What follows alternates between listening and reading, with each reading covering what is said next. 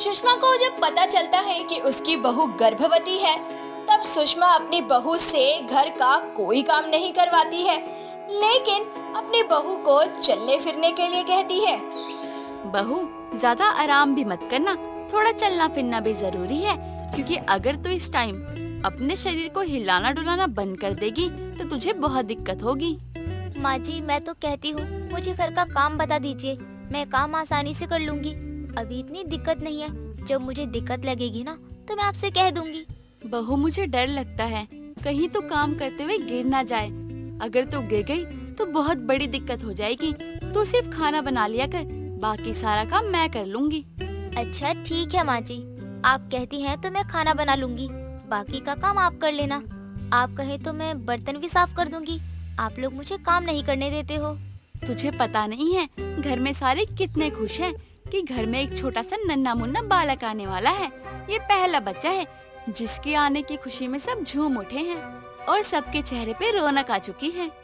घर में सभी खुश थे और पूजा का बहुत ध्यान रखा जा रहा था, लेकिन सबसे ज्यादा हैरानी की बात ये थी कि घर में अगर कोई बदला हुआ था तो वो था मोहन, जो पहले एक गिलास पानी तक नहीं पीता था और खुद से खाना नहीं लेता था। अब वह अपनी पत्नी की जमकर सेवा कर रहा था। अरे नहीं नहीं, तुम्हें पानी लाने की कोई जरूरत नहीं है। और किसने कहा तुम्हें काम करने के लिए? हाँ, मैं तुम्हें कितनी बार कह चुका हूँ, बच्चे का ध्यान रखो तुम। मैं खुद पानी ले लूंगा, तुम्हें चिंता करने की जरूरत नहीं है। लगता है बाप बनने वाला है ना, इसलिए थोड़ी सी अकल आ गई है इसके अंदर, वरना इस लाड साहब के तो अलग ही नखरे थे। माँ, आपने बिल्कुल सही कहा, लेकिन माँ, मैं ये नहीं चाहता कि पूजा इस हालत में घर का काम करे। जो भी सोचा है अच्छा सोचा है, और हो सके तो घर का काम भी कर दिया कर, बहू की इसी में भलाई होगी। पूजा भी अपने ससुराल में खुश थी, लेकिन पूजा की ये खुशी ज्यादा समय तक नहीं रहती।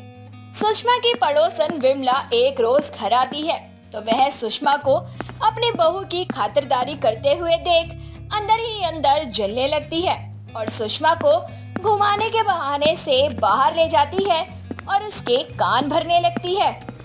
देख, घूमने लाना तो एक बहाना है, लेकिन मुझे तुझे यही बताना है कि तू अपनी बहू की इतनी सेवा क्यों कर रही है।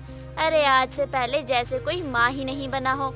देख विमला, तेरी बात तो बिल्कुल सही है, मुझे अपनी बहू को इतना लाड प्यार नहीं देना चाहिए। क्या पता वो 6-7 महीने में ही ज्यादा आलसी हो जाए। मुझे उससे घर के काम भी करवाने चाहिए। वही तो मैं कहना चाहती हूँ, तू अपनी बहू से घर का काम करवा। उसे कह कि बहू घर का काम काज कर और ज्यादा आराम करने की भी जरूरत नहीं है उसे। लेकिन मैं सोच रही हूँ कि उसका पहला बच्चा है, थोड़ा आराम करने दो उसे। लेकिन तू कहती है तो धीरे धीरे मैं उससे काम करवाऊंगी, ताकि उसका शरीर फुर्ती भरा रहे, वरना जैसी वो रहेगी वैसे ही उसका बच्चा पैदा होगा। अरे तुझे तो मैं बताना ही भूल गई, मेरी गुजरात वाली जो बड़ी बहन है ना, उसकी बड़ी बहू ऐसे ही आलस करती थी। काम धंधे में मेरी बहन भी उसकी खूब सेवा करती थी, लेकिन आलस के कारण बच्चा अपाहिज पैदा हो गया था। लेकिन वो बच्चा ज्यादा समय तक रह भी नहीं पाया। अरे बाप रे, फिर तो मैं अभी से अपनी बहू से काम धंधा करवाना शुरू कर देती हूँ। विमला, तू नहीं होती तो पता नहीं ये सारा ज्ञान मुझे कौन देता। मैं कितनी बड़ी मूर्ख हूँ। चल अब घर चलते हैं, देखूं बहू आखिर कर क्या रही है। अगर आराम कर रही होगी तो मैं उससे कहूँगी कि कुछ काम धंधा करे। इतना कहने के बाद सुषमा घर पहुंचती है और अपनी बहू को खाना बनाने के लिए कह देती है। पूजा भी खाना बनाने के बाद अपने कमरे में जा रही होती है। तभी सुषमा अपनी बहू को रोकते हुए बोलती है, अरे बहू, वो क्या है ना, मेरे घुटनों में बहुत दर्द हो रहा है, इसलिए बाकी सारा काम तुझे ही करना पड़ेगा। अरे नहीं नहीं, खाना बना दे, ये बहुत बड़ी बात है। माँ, आप भी ना कैसी बातें करती हो। सुबह आप खुद कह रही थी कि पूजा आराम करेगी और अब कह रही हो काम करेगी। यार कैसी बात करती हो माँ। और बात रही ना काम की, तो घर का काम जो भी होगा ना वो मैं करूँगा, लेकिन पूजा कुछ नहीं करेगी। नहीं नहीं, मैं बाकी के काम भी कर लूंगी, आपको इतनी दिक्कत उठाने की कोई जरूरत नहीं है। यार मैंने कह दिया ना, तुम जाके आराम करो, बाकी ना सारा काम मैं कर लूंगा। हाँ हाँ, क्यों नहीं, आपसे घर का काम नहीं होगा। अब समझने की कोशिश कीजिए, माँ जी के घुटनों में दर्द है, मैं तो आज काम कर लूंगी तो क्या आफत आ जाएगी। अरे मैं बच्चे का बाप हूँ, मैं यही चाहता हूँ मेरा बच्चा स्वस्थ रहे, इसलिए ना मैं कोई लापरवाही नहीं करना चाहता। तुम जाओ और जाके आराम करो। और तुम्हें तो खुश होना चाहिए, तुम्हारा पति तुमसे इतना प्यार करता है, तुमको आराम करने के लिए कह रहा है और तुम आराम नहीं कर रही हो। अरे करो आराम यार। सुषमा मोहन और पूजा की बातें सुन रही होती है, लेकिन सुषमा का मन था कि घर का काम पूजा करे। तभी सुषमा अपनी बहू पूजा को बड़े प्यार से कहती है, बहू मैं तो कह रही हूँ घर का काम कर ले, ताकि थोड़ा चलना फिरना भी हो जाए तेरा। अरे माँ, अगर इसे ना घूमना भी होगा ना तो छत पे घूमेगी, टहलना होगा छत पे टहलेगी, लेकिन घर का कोई काम नहीं करेगी। और सामान उठाना झुकना ये सब तो बिल्कुल नहीं करेगी। और माँ, घर का जो काम होगा वो आप और मैं दोनों मिलके करेंगे। अगले दिन मोहन सुबह सुबह ऑफिस के लिए निकल जाता है और उसके जाते ही सुषमा का सरदर्द का ड्रामा फिर से शुरू हो जाता है और वह अपनी बहू से सारा काम करवाती है। इधर जब मोहन घर आता है तो देखता है कि पूजा को बुखार है और उसके पैर में चोट भी लगी हुई है। ये तुम्हारे पैरों में चोट कैसे लगी है? तुम ठीक तो हो ना? या तुमसे इतनी बार कह चुका हूँ लापरवाही मत किया करो, घर का काम मत करो, लेकिन तुम हो कि तुम तो मानती नहीं। आज भी तुमने घर का काम करना स्टार्ट कर दिया होगा। आज माँ जी की तबीयत ठीक नहीं है, इसलिए मुझे घर का काम करना पड़ा और पोंछा लगाते हुए मेरे पैर स्लिप हो गए और मैं गिर गई, जिस वजह से मुझे पैरों में चोट लगी। बाकी तो मैं बिल्कुल ठीक हूँ। इसका मतलब माँ घर का काम नहीं कर रही है और सारा काम तुम्हें करना पड़ रहा है। अभी जाकर माँ से पूछता हूँ आखिर वो चाहती क्या है और क्यों कर रही है सब। अरे माँ जी की सचमुच तबीयत खराब है, आप भी कैसी बातें करते हो। मोहन को गुस्सा आता है और वह अपनी माँ सुषमा के पास जाता है और अपनी माँ को बरामदे में बैठे हुए टीवी देखता देखकर वह उन पर गुस्से में भड़कते हुए बोलता है, माँ, आप तो जानबूझ के बीमार होने का नाटक कर रही हो। और वैसे कर क्यों रही हो? आखिर चाहती क्या हो आप? अगले महीने घर में एक नन्हा सा मेहमान आ जाएगा, इसीलिए हमारा फर्ज बनता है कि हम पूजा और उसके पेट में पल रहे बच्चे का ध्यान रखें। और आप लापरवाही कर रही हो। अगर पूजा की जगह मेरी बहन होती और वो माँ बनने वाली होती तो क्या आप उससे भी घर का काम करवाती? सुनिए, आप माँ जी से बहस क्यों कर रहे हो? क्या मैंने कहा है आपको कि माँ जी से इस तरीके से बात करिए आप? अरे माँ, आप मेरी बातों का जवाब क्यों नहीं दे पा रही हो? आखिर आप चाहती क्या हो? अरे मुझसे गलती हो गई। आज जब बहू गिरी तो मुझे लगा मैंने अपना पोता ही खो दिया, लेकिन बहू बिल्कुल ठीक थी। ये सारा किया कराया अपनी पड़ोसन विमला का है। उसने ही मेरे कान भरे थे और कहा था कि अपनी बहू से लड़ झगड़ के उससे सारा काम करवाया कर। इसका मतलब विमला काकी आपके साथ इधर उधर की बातें करती थी, लेकिन अब आपको घर तोड़ने की सलाह देने लग गई। अरे माँ, उनकी बात में आने से पहले ना एक बार पूजा की हालत देख लेती, उसके बाद कुछ करती आप। हाँ बिल्कुल, मेरा तो यही काम है, लेकिन मैं अपनी गलती मान रही हूँ। मुझसे गलती हो गई। बहू, अब मैं तुझसे घर का कोई काम नहीं करवाऊंगी और इस विमला की बच्ची को तो मैं बताती हूँ उसे घर आने दो। अब तो उसे घर भी नहीं आने दूंगी मैं। अरे माँ जी, मेरी माँ ने भी कहा है कि मुझे घर का काम काज करना चाहिए ताकि बच्चा स्वस्थ हो। अगर मैं आलस करके बैठी रहूंगी ना तो बच्चा भी आलसी हो जाएगा, बिल्कुल मेरी तरह। क्या बात है, समधन जी बिल्कुल मेरी तरह है। अच्छा है जो समधन जी ने ऐसा कहा। आपको बार बार बताने पर भी आप ऐसी गलती कैसे कर सकते हो? आपको पता है मुझे कितनी तकलीफों से गुजरना पड़ा यहाँ तक आने के लिए। अब जितनी जल्दी हो सके ना इस बोर्ड को चेंज करवा दीजिए। आखिर क्या बात थी? क्यों शारदा उस इंसान को डांट रही थी? जानने के लिए कुछ वक्त पहले चलते हैं। विलासपुर गांव में शारदा अपनी सास, पति और छोटी बच्ची के साथ रहा करती थी। शारदा की सास कुंती उसे ताना मारते हुए बोलती है, अरे नास पीटी, जब से तू हमारे घर ब्याह कर आई है तब से लेकर आज तक तूने हमको कोई सुख नहीं दिया। पोता मांगा था लेकिन लड़की पैदा कर दी तूने। तेरी वजह से आज मेरा बेटा बिस्तर पर पड़ा है। अगर तुझसे शादी नहीं करता तो शायद आज मेरा बेटा सही सलामत होता। लेकिन माँ जी, जो भी आपके बेटे के साथ हुआ वो एक हादसा है, उसमें मेरी क्या गलती है आप ही बताओ। अरे करम जली, अब तू मुझसे जुबान भी लड़ाएगी? तेरे माँ बाप ने तुझे यही सिखाकर यहाँ भेजा है क्या? माँ जी, अब इसमें मेरे माँ बाप की क्या ही गलती है?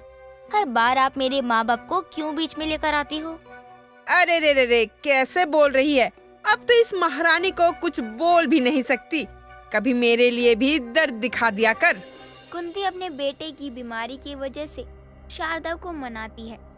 शारदा मजबूरी करके अपने पति, सास और छोटी बच्ची का ख्याल रखती है। एक दिन शारदा का काम छूट जाता है तभी वो रास्ते से आते वक्त एक चिकन वाले को देखकर बोलती है, भैया, आपके पास मेरे लिए कोई काम है? मैं बहुत अच्छा चिकन बनाती हूँ, बहुत स्वाद भी होता है उसमें।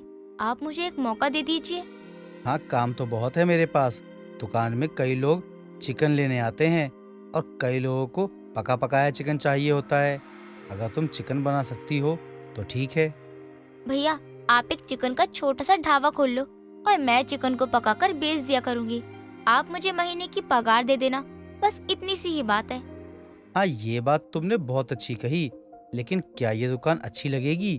देखो, मैं पहले ही साफ साफ बता देता हूँ, अगर मेरी आमदनी कम हुई तो मैं तुम्हें तुरंत अपने काम से निकाल दूंगा। मैं बिना वजह तुम्हें पैसे नहीं दे सकता। आप चिंता मत कीजिए, मैं हूँ ना। अगर चिकन नहीं बिका ना तो मैं घूम घूम कर आपका पूरा चिकन बेच दिया करूँगी। आपको चिंता करने की कोई जरूरत नहीं है, भरोसा रखिए मुझ पर। ऐसा करो, तुम अपना ये सामान रख कर काम में लग जाओ। आज से ही तुम काम शुरू कर दो। वैसे तुम्हारा पति क्या करता है? मेरे पति की कुछ सालों पहले एक्सीडेंट में दोनों पैर खराब हो गए। इसी वजह से वो काम नहीं कर सकते और मैं ही अपने घर का खर्च चलाती हूँ। ऐसे घर पे कौन कौन है आखिर तुम्हारे? सास है, पति है और एक छोटी सी बच्ची है जो स्कूल में पढ़ती है। उसी की पढ़ाई के लिए मैं इतना काम कर रही हूँ, वरना मैं तो खेती बाड़ी करके भी पैसे कमा लूँ, मजदूर जो हूँ मैं। शारदा को आनंद के चिकन शॉप पर काम मिल जाता है। शारदा को चिकन खाना और बनाना बहुत ही ज्यादा पसंद था, इसलिए वो चिकन बहुत ही ज्यादा स्वादिष्ट बनाया करती थी। ऐसे ही कुछ दिन बीत जाते हैं। तभी शारदा की बेटी पिंकी अपनी माँ से बोलती है, माँ, स्कूल से बोला गया है अगर मैंने इस महीने का पैसा समय पर नहीं दिया तो मुझे स्कूल से निकाल देंगे। नहीं बेटा, थोड़ा वक्त लग गया, तू चिंता मत कर। मैं आज ही मालिक से जाकर पैसे मांग लूंगी, बस तू सब्र रख। माँ, ये आपका दुकान नहीं है जो कुछ देर में इंतजार करने के बाद पककर तैयार हो जाता है और लोग पैसे दे देते हैं। अरे ये क्या बदतमीजी है पिंकी, कोई अपनी माँ से ऐसे बात करता है? तुझे स्कूल में यही सब सीखने के लिए भेजती हूँ मैं। माँ बेटे की बात सुनकर वहाँ कुंती आती है और अपनी बहू को फिर से ताना देने लगती है। अरे क्या बात कर रही है शारदा? अगर तेरी बेटी तुझसे नहीं सीखेगी तो किससे सीखेगी? अब बबूल का पेड़ बोएगी तो उसमें से तुझे आम कहाँ से मिलेंगे? जैसी तू वैसी तेरी बेटी। माँ जी, पिंकी सिर्फ मेरी ही नहीं है बल्कि आपके बेटे की भी बेटी है, आपकी पोती भी है। बेचारी को कभी प्यार से गले लगाया है आपने? नहीं ना? पागल कुत्ते ने नहीं काटा है मुझे जो सपोले को अपने गले से लगाकर प्यार करूं। मुझसे इतनी उम्मीद मत किया कर, समझी? हाँ समझ गई। वैसे भी मुझे आपसे कोई उम्मीद भी नहीं है कि आप कभी मेरी बच्ची को अपनाओगी। चल पिंकी, मेरे साथ चल। दोनों माँ बेटी आनंद के शॉप पर जाते हैं जहाँ शारदा काम किया करती थी। तभी शारदा आनंद से बोलती है, मालिक, मुझे मेरी पगार चाहिए, मेरी बेटी के स्कूल में देनी है। अगर वक्त पर स्कूल की फीस नहीं दी तो मेरी बेटी को निकाल दिया जाएगा, ऐसा बोल रहे हैं स्कूल वाले। ठीक है, देता हूँ, लेकिन तुम्हें एक बात बता दूं कि इस बार तुमने मेरी दुकान से बहुत बार चिकन अपने घर पे ले जाया है, तो मैं तुम्हें इसके पैसे काट कर दूंगा। ठीक है मालिक, कोई बात नहीं, आप पैसे काट लो, लेकिन पैसे दे दो, वरना मेरी बेटी को देर हो गई ना तो उसे स्कूल से निकाल दिया जाएगा। हाँ हाँ, देता हूँ, रुको यहीं पर, अंदर आने की कोई जरूरत नहीं है। कुछ देर बाद आनंद शारदा को पैसे दे देता है, लेकिन पैसे कम थे। ये देखकर शारदा बोलती है, मालिक, आपने तो कहा था कि मुझे कम पैसे मिलेंगे, लेकिन इतने कम? आपकी दुकान का चिकन मैंने मुश्किल से 2 बार लिया है, लेकिन आपने तो मेरी आधी पगार से भी ज्यादा काट लिया है। हाँ, वो तुम कुछ दिन लेट भी आई थी इसलिए, वरना सब सही था।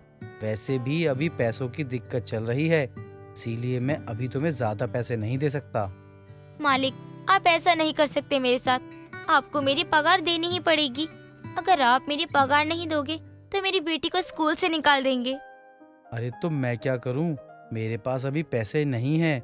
जाओ, इतना लेकर ही चले जाओ। लेकिन मालिक, आप मेरे साथ नाइंसाफी कर रहे हो, मैं आपको कभी माफ नहीं करूंगी। अगर आज मेरी बेटी को स्कूल से निकाल दिया ना तो मुझसे बुरा आपके लिए कोई नहीं होगा। हाँ हाँ, जा जा, बहुत देखे हैं तेरे जैसे। ऐसा करो, आज के बाद यहाँ पर काम करने की कोई जरूरत नहीं है। लेकिन मालिक, एक बात बता दो आपको, ये जो आपकी चिकन की दुकान है ना, वो मेरी वजह से चल रही है। देख लेना, ये दुकान भी बहुत जल्दी ही बंद हो जाएगी। शारदा अपनी कम पगार लेकर घर की तरफ अपनी बेटी को लेकर चली जाती है। ऐसे ही कुछ दिन बाद पिंकी को भी स्कूल से फीस ना देने की वजह से निकाल दिया जाता है। ऐसे ही एक दिन पिंकी अपनी माँ से बोलती है, माँ खाने को कुछ दो ना, बहुत भूख लगी है। हाँ बेटा, मुझे पता है कि तुझे भूख लग रही है। यहाँ तेरी फिक्र किसी को नहीं है। तुझे बहुत तेज भूख लगी है ना, बस कुछ दिनों की बात है। थोड़े दिन तुझे और दुख सहने होंगे मेरी बच्ची। रुक, अभी मैं कुछ लेकर आती हूँ। लेकिन माँ, आज मुझे चिकन खाने का बहुत मन हो रहा है और बहुत दिन हो गए हैं। आपके हाथ का चिकन खाए हुए। बहुत स्वादिष्ट बनाती हो आप। मेरी हाथ का चिकन अगर पिंकी को पसंद आ सकता है तो बड़ों को भी तो पसंद आ जाएगा। मैं किसी और की दुकान से चिकन खरीद कर ठेले पर कुल्हड़ चिकन बनाकर बेचूंगी। शारदा दिन रात मेहनत करके पैसे जोड़ती है और वो एक दुकान खोलती है। कुछ दिनों बाद एक मजदूर को दुकान का बोर्ड बनाने को देती है और जैसे ही वो इंसान बोर्ड लेकर आता है, तभी शारदा बोर्ड देखकर बोलती है, मुझे जल्द से जल्द नया बोर्ड बनवा कर दो। मैंने बोला था ना, मजदूर बहू का कुल्हड़ चिकन, लेकिन तुमने तो पूरा मतलब ही बदल रखा है इसका। कुल्हड़ की जगह कुल्हाड़ी। वाह! अब जाओ, जितनी जल्दी हो सके मेरा बोर्ड ठीक करके दो, तब तक मैं इसी बोर्ड से काम चला लूंगी। शारदा अपनी दुकान खोलती है और चिकन बनाना शुरू कर देती है, जिसकी खुशबू से कुछ लोग उसकी दुकान में खींचे चले आते हैं। और तभी एक आदमी बोलता है, अरे वाह, क्या बात है, आप यहाँ कुल्हाड़ी चिकन बना रहे हो? जरा हमें भी टेस्ट करवाइए कि आखिर ये कुल्हाड़ी चिकन कैसा होता है। आपकी दुकान का नाम तो बहुत ही अनोखा है, मजदूर बहू का कुल्हाड़ी चिकन। हाँ बैठिए भाई साहब, मैं अभी आपको कुल्हाड़ी चिकन देती हूँ। खाकर देखिए और बताइए मेरे हाथ का कुल्हाड़ी चिकन कैसा लगा। लेकिन आपने दुकान का नाम ऐसा क्यों रखा है, कुल्हाड़ी चिकन? इसमें ऐसा कुछ भी नहीं है। हम तो आपके दुकान का नाम देख कर आए हैं। उस आदमी की बात सुनकर शारदा को बहुत अच्छा लगता है और वो फैसला करती है कि अब वो अपनी दुकान का नाम नहीं बदलेगी और अब आगे भी शारदा अपनी दुकान का नाम मजदूर बहू का कुल्हाड़ी चिकन ही रखती है। और अब शारदा का पति उसकी दुकान में बैठे बैठे मदद करवाता है। सरला अपनी बेटी चंपा को लेकर बहुत घमंड करती थी, क्योंकि चंपा वाकई में बहुत सुंदर थी। एक रोज सरला अपनी पड़ोसन विमला से बातें कर रही थी। विमला तो कुछ भी कह ले, लेकिन मेरी बेटी तो लाखों में एक है। भले ही भगवान ने मुझे ज्यादा धन दौलत नहीं दी, लेकिन इसे सुंदर बनाकर उन्होंने मुझ पर उपकार किया है। देख सरला, मैं तुझे हमेशा से कहती आई हूँ, धन और सुंदरता, इन दो चीज पर ही कभी घमंड नहीं करना चाहिए। अरे विमला, घमंड करने के लिए सुंदरता होनी भी तो जरूरी है ना, और वो यहाँ मोहल्ले में किसी के पास है क्या? सरला विमला को हमेशा अपनी बेटी की सुंदरता के गुणगान गाते हुए दिखती थी, जिससे विमला तो परेशान हो चुकी थी। अब विमला सरला के घर से निकलते हुए खुद से कहते हुए अपने घर आती है, बड़ी आई अपनी बेटी की सुंदरता पर घमंड करने वाली। कल को जब इसकी बेटी किसी के साथ भागेगी ना, तब इसे अकल आएगी। अब देर रात सभी खाना खाकर सो जाते हैं और करीब रात के 2 बजे जब बबीता को प्यास लगती है तो वो पानी लेने के लिए उठती है, तो किसी के फुसफुसाने की आवाज उसे सुनाई देती है। ये आवाजें कहाँ से आ रही हैं? कहीं ये किसी आत्मा की आवाजें तो नहीं? लेकिन ये तो छत से आ रही हैं। अब जैसे ही बबीता छत पर जाती है तो वो छत का गेट खुला हुआ देखती है, लेकिन अब भी वो आवाजें आ रही थी। और जैसे ही हल्का सा दरवाजा खोलकर देखती है तो उसे छत पर और कोई नहीं, उसकी ननद चंपा दिखती है। ये यहाँ, वो भी इतनी रात गए। वैसे अगर इसे कभी कह ही दो कि शाम में छत से कपड़े ले आ, तो इनकी नानी मरती है। लेकिन कहीं बेबी, आज तो तुमने मेरे साथ जीने मरने की कसम खा लो। मैं तो अभी तुमसे शादी कर लूं, लेकिन कुछ समय और बस, फिर हम दोनों को दुनिया की कोई भी ताकत ना अलग नहीं कर सकती। ये क्या था? मेरी ननद का विमला आंटी के बेटे के साथ चक्कर चल रहा है। क्या बात है, इस घर की इज्जत और सासू माँ का घमंड अब चंपा ही तोड़ेगी। लगी रहो ननद जी, मैं चलती हूँ। बबीता को जब ये पता चलता है कि उसकी ननद का पड़ोस की विमला के बेटे के साथ चक्कर चल रहा है, तो वो बहुत खुश होती है, क्योंकि बबीता की सास सरला चंपा की सुंदरता को लेकर बबीता को खूब सुनाया करती थी। अब अगली सुबह बबीता सब्जी काटते हुए अपनी सास सरला को कहती है, माँ जी आपसे एक बात कहूँ। हाँ बोल, क्या बोलना है? माँ जी मैं क्या कह रही थी, ननन जी की अब उम्र हो गई है शादी की, तो लड़का ढूंढना शुरू कर दो। तू मुझे बताएगी कि मैं अपनी राजकुमारी सी बेटी के लिए कब और कैसा लड़का ढूंढूं? ना माँ जी, मैं तो ये कह रही थी कि अब तो आपको मेरी राजकुमारी ननन के लिए राजकुमार ढूंढ लेना ही चाहिए। क्यों ननन जी? इतना सुनने के बाद ही चंपा तो अपने काम पर चली जाती है और बबीता तो ये सब जानबूझकर ही बोल रही थी। अब चंपा अगले ही दिन अपने दोस्त के घर जा रही हूँ ये घर से बोलकर निकलती है और इधर सरला देर शाम हो जाने पर अपनी बहू बबीता से कहती है, बहू चंपा नहीं आई क्या? मुझे तो कहकर गई थी कि अपने दोस्त के घर जा रही हूँ।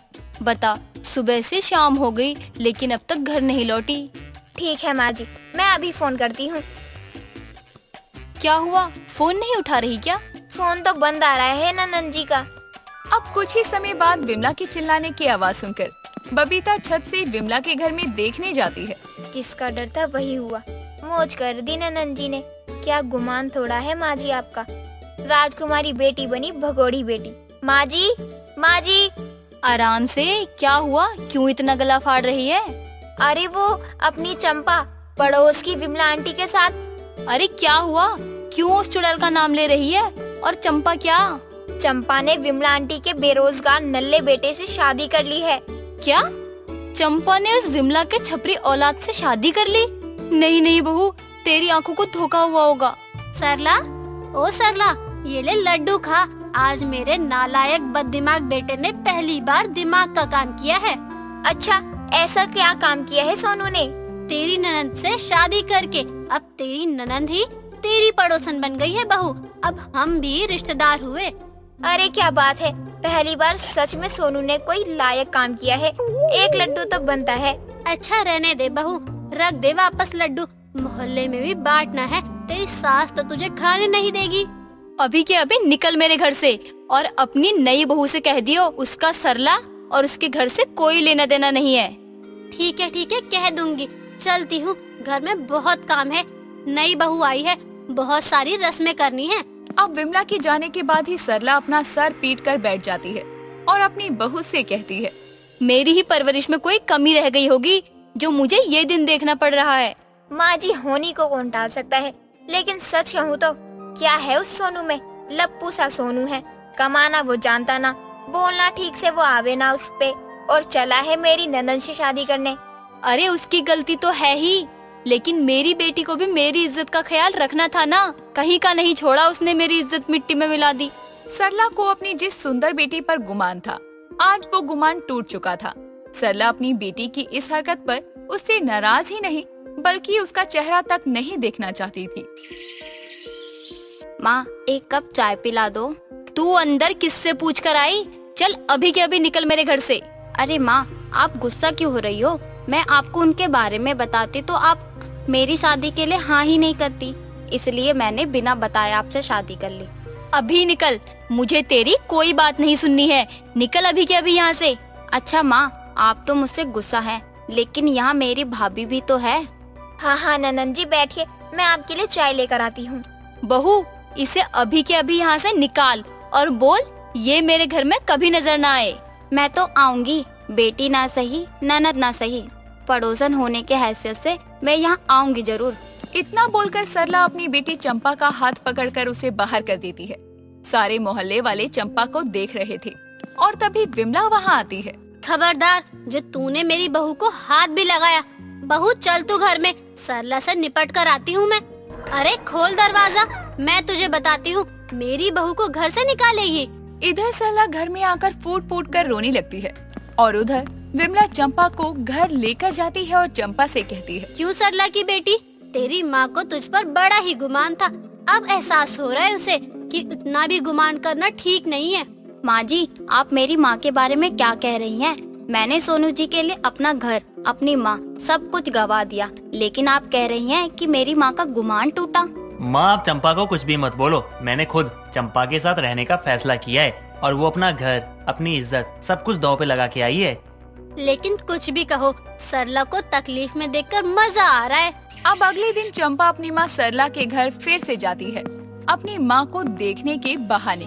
अरे भाभी, मैं चीनी लेने आई हूँ, एक कटोरी चीनी मिलेगी क्या? बहू बोल दे, चीनी खत्म है। चीनी नहीं है ननन जी, मैं तो माँ की आवाज सुनने आई हूँ। चंपा ने वैसे तो बेशक पड़ोस में ही भागकर शादी रचाई थी, क्योंकि वो सोनू को कई सालों से चाहती थी और शुरू से ही उससे शादी करना चाहती थी, लेकिन वो अपने घर बता भी नहीं सकती थी, क्योंकि वो जानती थी कि उसकी माँ सरला इस शादी के लिए कभी भी राजी नहीं होगी। चंपा ने ऐसे में सोनू से भागकर शादी तो कर ली, लेकिन अब उसे पछतावा हो रहा था कि क्या उसने जो ये फैसला किया वो सही था, क्योंकि अब विमला अक्सर ही उसकी माँ को जलील किया करती और उसका गुमान तोड़ने के लिए उसके घर पर जाया करती। और इसी के साथ अब चंपा भी कभी कभी पड़ोसन के नाते कुछ न कुछ मांगने के बहाने से अपनी माँ को देखने के लिए पहुँच जाया करती। अब चंपा को बहुत अफसोस होता है, क्योंकि उसी की वजह से उसका घर परिवार और तो और उसकी माँ को भी बहुत ज्यादा शर्मिंदगी उठानी पड़ती है। लीला के घर में कभी शांति नहीं रहती थी। उसकी 5 बहुएं हमेशा ही एक दूसरे से लड़ती रहती थीं। एक दिन लीला अपने कमरे में आंखें बंद किए बैठी जाप कर रही थी। तभी उसे अपनी बहुओं के लड़ने की आवाज सुनाई देती है। भगवान ही जाने कौन सी मनहूस घड़ी में इन 5 को अपने घर बहू बना कर लाई। जब देखो जानवरों की तरह लड़ती ही रहती हैं, शांति से पूजा पाठ भी नहीं करने देती हैं। पूरा दिन इन्हीं की लड़ाई सुलझाती रहती हूँ बस। क्यों तुम 5 आपस में लड़ रही हो? कभी मुझे घर में शांति देखने को मिलेगी या नहीं? अपनी सास को देखकर उसकी 5 बहुएं, बड़ी बहू अनीता, दूसरी बहू रानी, तीसरी बहू कीर्ति, चौथी बहू पायल और 5वीं बहू निधि लड़ाई बंद करके पीछे हट जाती हैं। माँ जी, ये लोग मुझसे लड़ रही हैं। मैंने कुछ नहीं किया। वाह जेठानी जी, माँ जी को देखते ही आपने तो अपना रंग ही बदल लिया। अभी तक तो सबसे ज्यादा आप ही लड़ रही थी ना? सही बोला आपने जेठानी जी। पहले बड़ी जेठानी ने लड़ाई शुरू की थी, हम तो बाद में आए थे। अरे ये तो मुझे भी दिखाई दे रहा है कि तुम 5 आपस में कटी मरी जा रही हो, लेकिन लड़ने की कोई वजह तो होगी ना। बिना किसी बात के तो तुम सब लड़ोगी नहीं। माँ जी, ये लड़ने की वजह ये हीटर है। हम सब इस हीटर की वजह से लड़ रहे हैं। वो बड़ी जेठानी हमें हीटर नहीं दे रही थी। हम सब अभी अभी नहा कर आए थे, हमें ठंड लग रही थी। तुम 5 का ये ड्रामा रोज का हो गया है। सुबह हो या शाम तुम 5 हमेशा लड़ती ही रहती हो। जिस दिन मेरा दिमाग खराब हुआ ना, मैं इस हीटर को ही उठाकर बाहर फेंक दूंगी। नहीं नहीं माँ जी, ऐसा मत करना, वरना हमसे तो कोई काम ही नहीं होगा, क्योंकि इतनी ठंड में हमारे हाथ पैर एक काम नहीं करेंगे। हाँ, तुम 5 तो कागज की बनी हो ना, जो ठंडे पानी में जाते ही गल जाओगी। इस हीटर की लड़ाई छोड़कर जाकर अपने अपने काम करो। काम की ना काज की, दुश्मन अनाज की। लीला अपनी 5 बहुओं को बड़बड़ा कर वहाँ से चली जाती है। अपनी सास के डर से 5 भी अपने अपने कामों में लग जाती हैं। दिन गुजरते हैं, लेकिन उन 5 की हीटर को लेकर लड़ाई कम नहीं होती। एक दिन 5 हीटर चलाकर एक साथ बैठकर टीवी देख रही होती है और लीला बैठी खाना खा रही होती है। 5 एक दूसरे को धक्का मार मार कर हीटर के आगे बैठने की कोशिश कर रही थी। तभी अनीता लास्ट में बैठी कीर्ति को इतनी जोर से धक्का मारती है कि उसका हाथ सीधा लीला की थाली पर लगता है और वो थाली समेत जमीन पर गिर जाती है। जेठानी जी, क्या है? आपने मुझे धक्का क्यों मारा? तुम कितना झूठ बोलती हो देवरानी जी, मैंने कहाँ तुम्हें धक्का मारा? क्यों झूठ बोल रही हो जेठानी जी? सबसे पहले आप ही बैठी हो, आप ही ने मुझे धक्का मारा है, तभी मैं गिरी हूँ। मेरी तुमसे क्या दुश्मनी है जो मैं तुम्हें धक्का मारकर गिराने की कोशिश करूंगी? जेठानी जी, मैं इतनी बड़ी पागल नहीं हूँ जितना आप मुझे समझ रही हैं। हीटर मेरे पास रखा हुआ था, आप हीटर के पास बैठना चाहती थी, इसलिए आपने मुझे धक्का मार दिया। ये चीजें तो मैं भी बोल सकती हूँ, क्योंकि धक्का तो मुझे भी लग रहा है। इसका मतलब तुम भी मुझे गिराने की कोशिश कर रही थी। मैंने आपको धक्का आपको बचाने के लिए मारा, ताकि मैं गिर ना जाऊं, लेकिन आपने मुझे गिराने के लिए ही मारा। आप दोनों चुप करिए। आप लोग अपनी लड़ाई के चक्कर में ये तो भूल ही रही हैं कि माँ जी यहीं बैठ के खाना खा रही थी और आप लोगों के धक्का मुक्की के चक्कर में उनकी थाली जमीन पे गिर पड़ी। अब क्यों शांत हो गई तुम दोनों? और लड़ लो। एक काम करो, फीडर उठाकर अपने मुंह पर रख लो। कम से कम कुछ दिनों के लिए मुंह तो बंद होगा तुम सबका। खाना तक जीना हराम करके रखा हुआ है तुम सबने। पता नहीं कभी किसी घर में सुकून आएगा भी या नहीं। माँ जी रुकिए, ऐसे आधा पेट खाकर मत जाइए।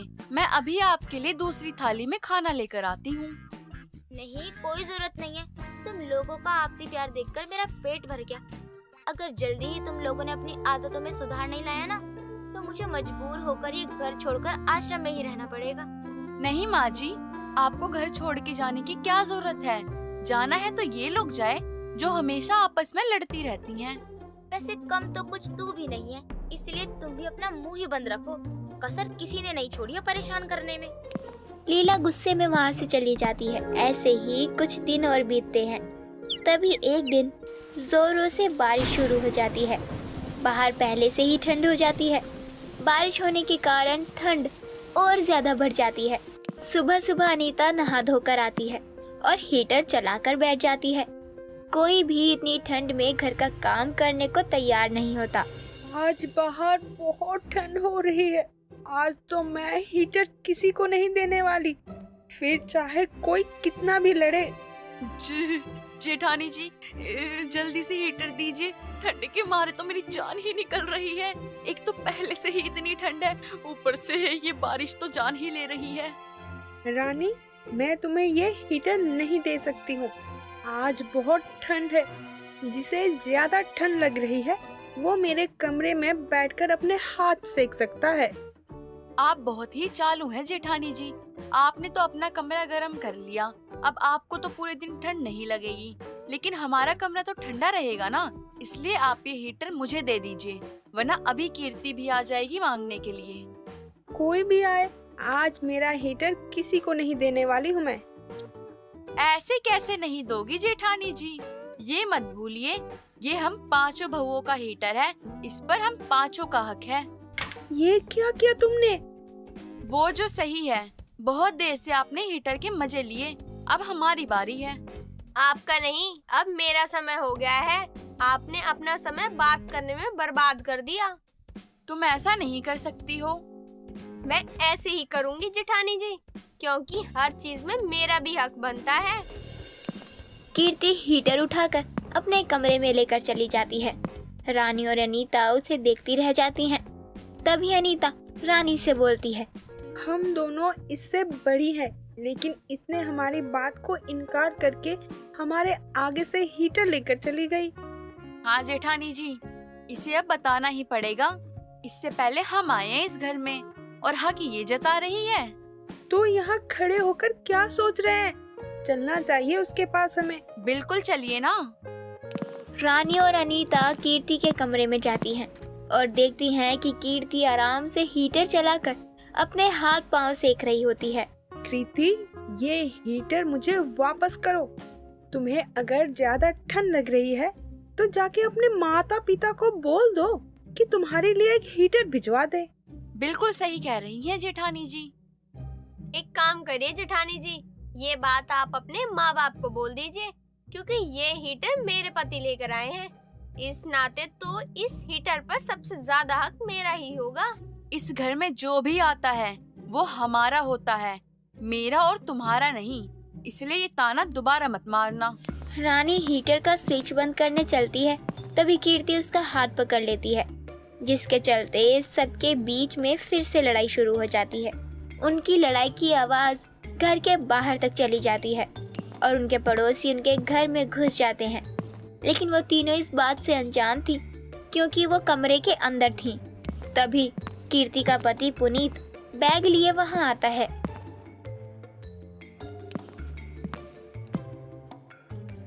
तुम सबका दिमाग खराब हो गया है क्या? लड़ने में इतनी बिजी हो चुके हो कि पल्लू में लगी आग भी दिखाई नहीं दे रही है। पुनीत जी, आप कब आए? सोचा था अचानक से आकर आप लोगों को सरप्राइज दूंगा, लेकिन यहाँ आकर तो मुझे खुद ही सरप्राइज मिल गया है। तुम सबकी लड़ाई के चलते पूरा मोहल्ला अपने घर के अंदर घुस चुका है। जाकर देखो। ये क्या कह रहे हैं देवर जी आप? सच बोल रहा हूँ।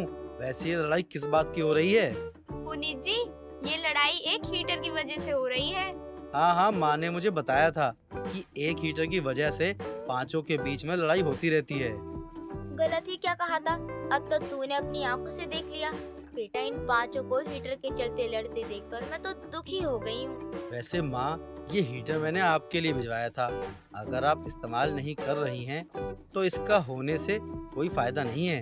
पुनीत कुछ दिनों बाद हीटर अपने गांव भिजवा देता है, जिसके बाद ना ही घर में हीटर होता है, ना ही पांचों के बीच में लड़ाई होती है और लीला को अपने घर में शांति भी प्राप्त होती है। दोस्तों, अगर आपको ये कहानी पसंद आई तो इसे लाइक करें, शेयर करें और कमेंट करके बताएं कि कहानी में आपको सबसे अच्छा क्या लगा।